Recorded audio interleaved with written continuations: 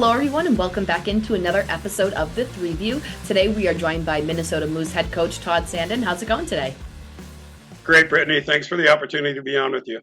Yeah, of course. So we'll just kind of kick things off. So although the Moose is a new organization in the NA3, you've been around the league for 15 years in North Iowa with the Bulls and the Toros. How does it feel to be back in the league?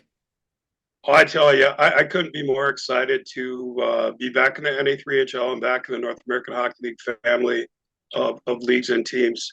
And especially for me, like Fager Arena, which I think you'll touch on later, is 10 minutes from my home. So I really get to do it at home for the first time in a long time. Awesome. That sounds great. It's such a difference when you go from, having to trek and move away and then you're back at home. So that must be awesome. Yeah, it is. I know my wife's especially happy about it too. Yeah, sure. So as a former coach in the West Division, you know what it takes to make it in that tough division. What's it going to take to have a positive result day in and day out in that tough division? Well, I think first off, you have to be sound positionally. I mean, you have to have um, a good balance of skill and I would say call it determination players that kind of round out your roster. They're really, as you touched on, there are no nights off in the West Division. So just making sure that you have a good roster put together and then playing a responsible game that can keep you in games. Yeah, absolutely. And then as we talk about Fager Arena, obviously it plays a huge role in the North American League as, we use that as our home for Robertson Cup. Talk about, what the community's reaction was to having a junior program back in town. Well, I think when you look at there's been a junior team there for quite some time, but when you look at the presence of the North American Hockey League at Fogarty Arena, having the Minnesota Moose as an NA3HL representative in that facility is a no-brainer. Mhm. Yeah, I mean, it's going to be awesome now that we have the NA3 team, and I'm excited to see, what you guys bring to Fogarty. And in year one in the Moose, with the Moose, what are you looking for to build and blame with this new organization? Well, I think for sure you have to retain some of the veteran players that would be coming over from the Oregon program and then Hmm. kind of filter in some good young talent around it. I think, like I touched on earlier, positionally, we have veteran presence at all positions. So I'm comfortable with that. And now it's just rounding it out with some skilled and determined first year players.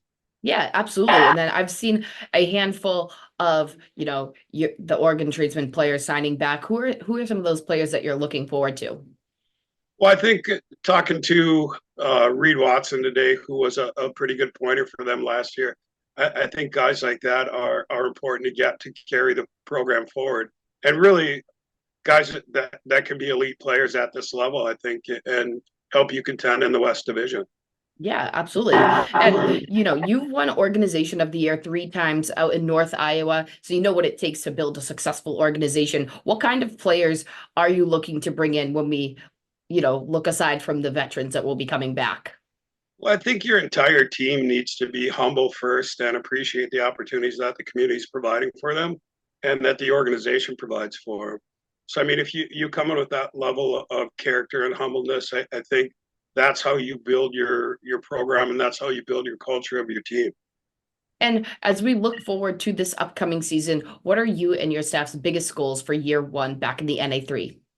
I think for sure is to be a playoff team, to figure out a way to stay in the playoff hunt in a very competitive division and quite honestly a very competitive league filled with parity at this point. And, as we look at your schedule for this upcoming season, do you have any dates circled on your calendar and specifically? I suppose most people would say Mason City, but at the end of the day, every game is so important that you can't look past anybody or forward to something out there on your calendar. I mean, you really have to take it day by day and prepare for everybody that you play. Right, absolutely. Well, thank you so much for joining us today. And, we look forward to seeing what the Moose do in year one. Thank you, Brittany. Appreciate the opportunity. Thank you.